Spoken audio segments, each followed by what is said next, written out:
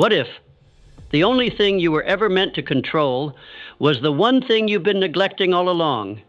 You plan, you hustle, you organize your days, your money, your goals. But let me ask you something. Who's controlling your thoughts? Not your job, not your boss, not the market, not your partner. You. Or at least, you were meant to, because nature gave you sovereignty over just one kingdom, your mind. And yet most people live as prisoners inside a palace they never chose, ruled by fears they never questioned, and driven by desires that don't even belong to them. But what if I told you this? The moment you reclaim ownership of your thoughts, you reclaim everything. Not just your focus, not just your decisions, but your entire destiny. Because while the world obsesses over external control, the wealthy, the powerful, the awakened, they master something else entirely. They master internal governance. And the results? They speak louder than any fortune ever earned by accident. Let me tell you something that might surprise you. When I began my work, when I sat across from titans of industry, men who reshaped continents and carved their names into the bones of history, I wasn't just looking for their strategies. I wasn't just collecting formulas or blueprints. I was hunting for something deeper. And over time, it became painfully obvious. The most powerful men in the world didn't control nations. They didn't control markets. They didn't even try to control other people. They controlled their thoughts. That's it. And that was everything. You see, we grow up being taught to chase control. Control over time, over money, over outcomes. But we are never taught to govern the one and only domain nature gave us full command over, our minds. Now let me take you into a story, one that I've never shared publicly in this form. A story not of riches, but of reclamation. Because before you can gain the world, you must first reclaim your own inner kingdom. His name was Walter. When I met him, he was a man in pieces, a brilliant thinker, creative, curious, but crushed. Walter had lost everything, not to war, not to illness, not to failure. He lost it to doubt, to the voice inside his own head that told him day after day, "You're not enough." He thought his enemy was the economy. He thought it was politics, circumstance, bad luck. But no, Walter's enemy lived inside the space between his ears. This is the mechanism of the problem. You think you're battling the world. But in truth, the war was always inside you. We are so busy trying to control what's out there that we neglect the chaos of what's in here. And make no mistake, what controls your thoughts controls your life. Let me say that again. Whoever or whatever controls your thoughts controls your life. If that's not you, then your life is not yours. Walter came to me frustrated, tired, bitter. He had read Think and Grow Rich, underlined every word. But his life hadn't changed. "Why isn't it working?" he asked. And I looked him in the eye and said, "Because you're trying to build a castle on soil that doesn't belong to you." His thoughts weren't his. They belonged to his fears, his parents' voices, his old bosses, the media, his past. He hadn't built a life. He had inherited a prison. But here's the good news. The door was never locked. We sat down, and I showed Walter something simple. I drew a circle on a page. "This," I said, "is your mind. Everything inside this circle is yours to command. Everything outside of it, illusion." Then I told him, "If you want your life to change, you don't need more power. You need more authority over what you already control." This is the mechanism of function. Your mind is not passive. It is not a reflection of your environment. It is a creative engine, a projector, a command center.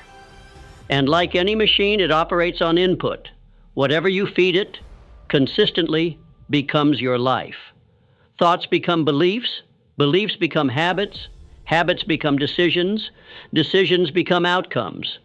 So if you want to change the outcome, go back to the source. Change the thought. But more than that, take ownership of the space where the thought begins. Walter began to do this. He started by observing, writing down the dominant thoughts he repeated daily. What he found was devastating. I can't. I'm tired. I'm not good enough. Maybe next time. Over and over, his mind echoed the voice of limitation, and he was shocked because he thought he was a positive person.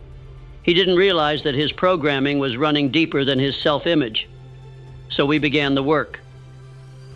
Every day, Walter practiced a single task: to intervene at the point of origin. When a negative thought arose, he didn't suppress it. He examined it. He questioned it. He replaced it. This isn't mine. This doesn't serve me.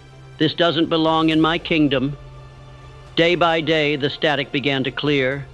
Day by day, his mental signal strengthened. And that's when the miracles began. His energy shifted. His posture changed. His relationships improved. But more importantly, his decisions began to reflect his new authority. He launched a business, not because he had capital, but because he had clarity. He reconnected with his estranged daughter, not because she changed, but because he did. He walked through life like a man who had rediscovered the throne of his mind. That is the mechanism of solution. The world didn't need to change. Walter needed to wake up to the truth. Nature gave him absolute control over one thing, and that one thing was enough to change everything. And so I ask you, who controls your thoughts? Who owns the inner real estate where your destiny is built?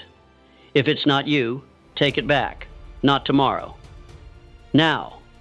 Because every second you delay, you are building someone else's vision with the bricks of your own mind. And my friend, there is no tragedy greater than that. Let this be your moment of reclamation. The mind is a kingdom. Rule it. Let us now journey further, beyond the reclaiming of thought, into its transformation. For thought, when governed, becomes more than a force of observation. It becomes a forge of creation. Yes, my friend, your mind is not simply a screen on which the world is projected. It is the furnace where the world is shaped. Let me explain. I have seen many men awaken to the truth that they are not victims of their thoughts, but few recognize that thoughts are not just internal experiences. They are blueprints. They are spiritual seeds that grow into physical harvests. Do not take this as metaphor. This is the principle that builds empires and ruins kingdoms. Every object in your possession, every relationship you hold, every penny in your bank began as an invisible flicker of energy, a thought. And like any fire, it required fuel. It required focus. It required persistence. Let me tell you the story of Margaret. Margaret was not born into riches. She wasn't a banker or a builder. She had never read a single word of philosophy before finding my work. But she had one thing, a desire that burned without apology. She wanted to open a school, not just any school, but one that taught children how to think. Not what to think, not facts, but power. And when I met her, she had no money, no land, no partners, just a notebook and a belief that would not die. When I asked her where the money would come from, she looked at me and said, "From wherever it is now. My job is not to know how, it's to know it's mine." Do you understand the gravity of that? She didn't need permission from the external world because she already had command of the internal one. This is the principle of autosuggestion. You do not simply wish for reality. You repeat it until the subconscious accepts it as law. That is how you rewrite the script. Every morning, Margaret would rise at 5 a.m., stand in front of her bathroom mirror, and declare, "My school exists. My students thrive. My work uplifts generations. I am the founder of a powerful legacy." And every day her voice grew louder, not outside, but inside. You see, my studies revealed something remarkable. The subconscious does not argue. It accepts whatever is repeated with emotion. Let me repeat, with emotion. If you speak abundance with fear in your belly, your mind believes the fear, not the words. But when you pair faith with repetition, you unlock a formula few men dare to master. This is why I emphasized in Think and Grow Rich the chapter on faith immediately after desire and autosuggestion, because thought must be lifted, emotionalized, if it is to cross the threshold between idea and reality. And where does faith come from? Not from religion, not from hope, but from decision. Margaret didn't hope her school would be built. She decided it would be.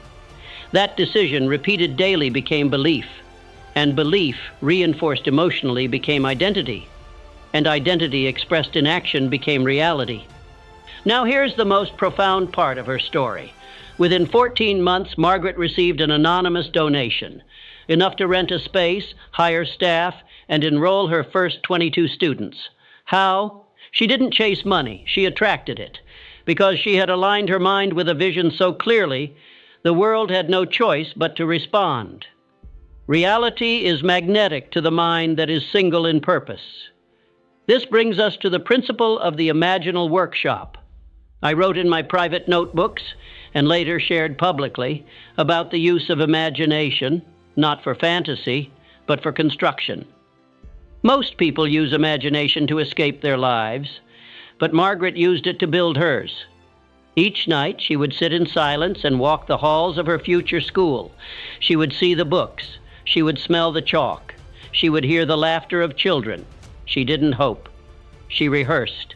And repetition in the mental world precedes mastery in the physical one. Do you see now? Your imagination is not a toy. It is a tool of transmutation. But it is not enough to imagine. It is not enough to affirm. You must act. This is where most fail. They dream, they declare, but they do not move.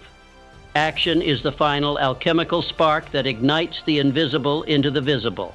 And let me be clear, action without belief is labor, but action with belief is creation. Margaret made calls. She taught students for free. She borrowed chairs and painted walls with her own hands. Every act was soaked in certainty. That certainty created momentum. And momentum? That is the closest thing we have to magic in this world. Now, I must pause here and tell you this. What Margaret did is not special. It is not reserved for the spiritual elite. It is not divine luck. It is law. It is the natural consequence of aligned thought, emotion, and action. And you, my friend, are bound by the same laws. You are either using the forge of your mind or being burned by the fire of someone else's. There is no in-between. So let me ask you now, what are you building in your mental forge? What blueprints are you submitting to the silent builders within you? Is it fear? Is it resentment? Is it doubt? Then know this. Whatever you build there, you will one day walk through. This is not philosophy. This is physics of the spirit. To those who still doubt, I offer this final thought. You've already proven this works. Every failure you've rehearsed in your mind came true. Every disaster you feared became manifest. Every story you told yourself over and over became your identity. If that is possible, so is its opposite. So today I invite you, step into the forge, choose the fire, and shape the world by first shaping your thoughts. This is not the end of your story. It is the beginning of your authorship. The mind is a forge. Let us now turn our gaze towards something even subtler, yet just as critical as thought itself. Because while a single thought has the power to spark creation, it is the climate of the mind, the atmosphere in which your thoughts live, that determines whether success can truly take root. Let me explain. You may have the seed of desire. You may water it daily with faith, autosuggestion, and action. But if that seed is buried in poisoned soil, if it breathes in toxic air, it will wither no matter how carefully you tend it.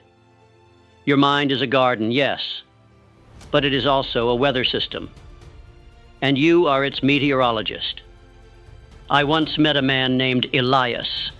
Elias was brilliant, disciplined, the kind of man who read a book a week and woke before sunrise. He had goals, big ones, and he chased them with relentless precision. But after years of progress, something began to rot beneath the surface. He was tired, not physically, but spiritually. He could no longer feel joy in his work. His ideas began to slow. His winds felt hollow. And when I asked him how he spoke to himself each morning, his answer stunned me. I tell myself, don't mess this up. I say, there's no room for error. I say, you don't deserve to fail.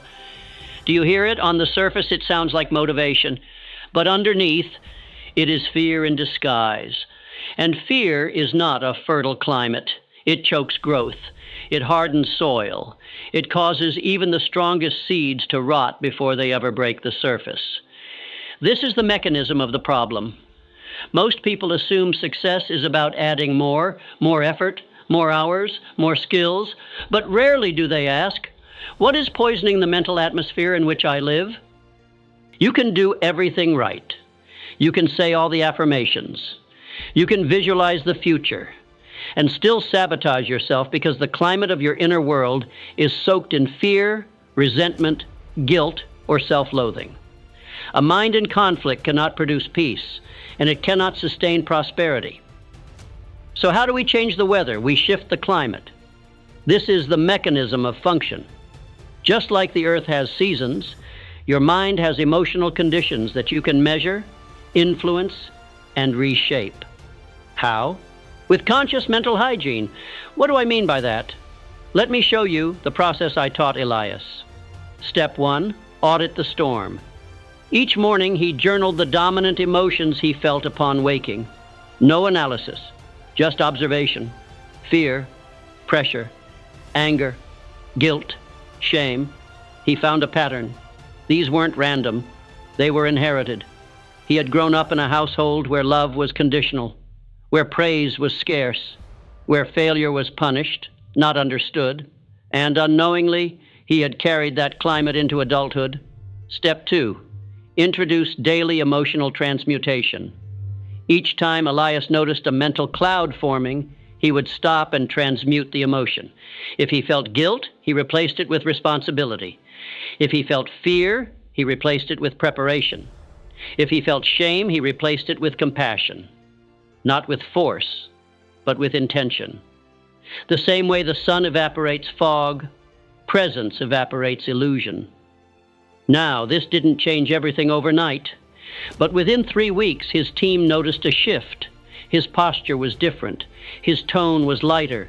His creativity returned.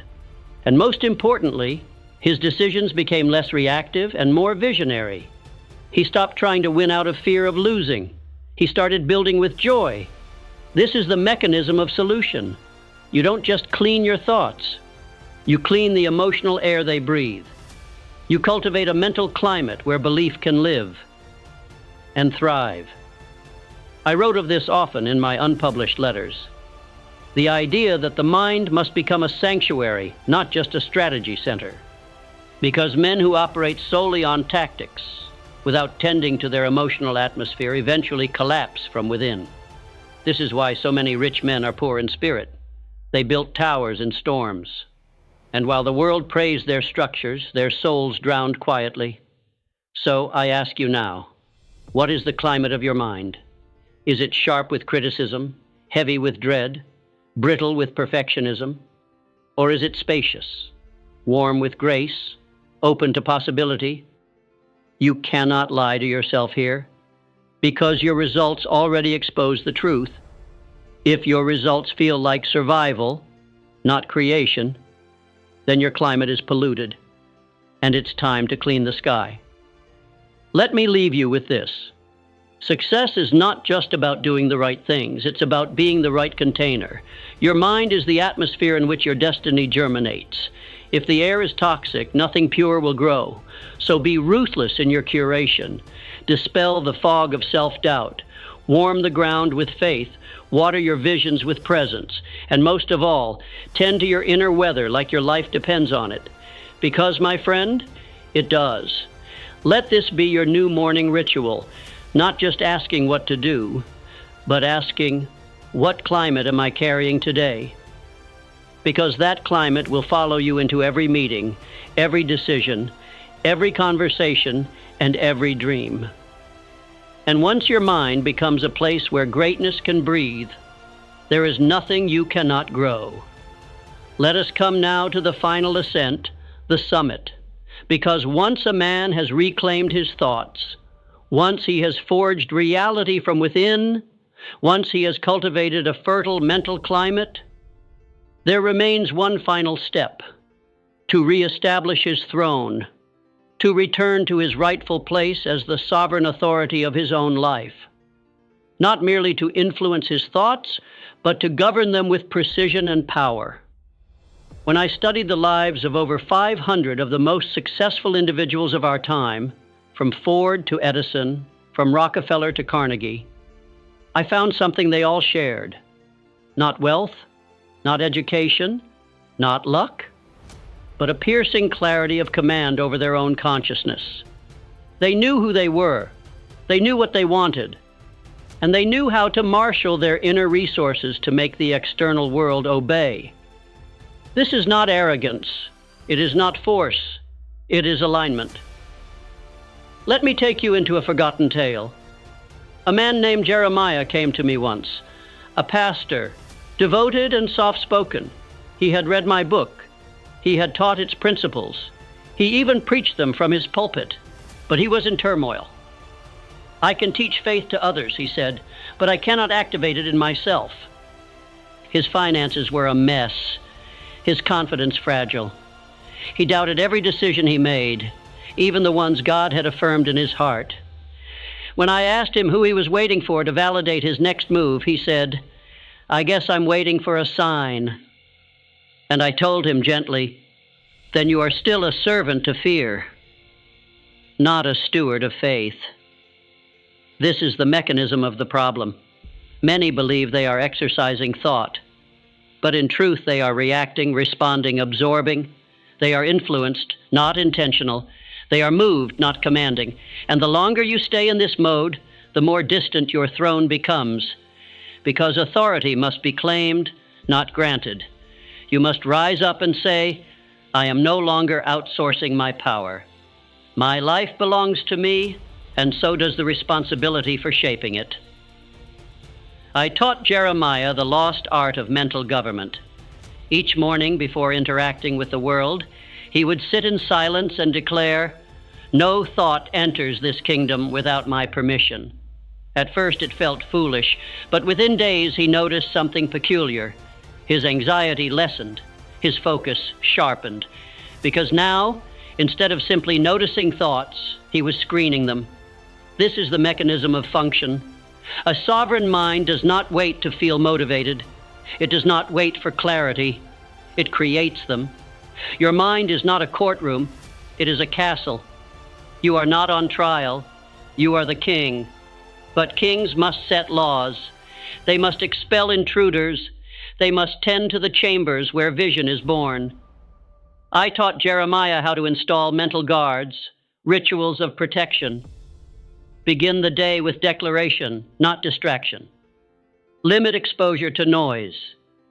Feed only the thoughts that align with vision.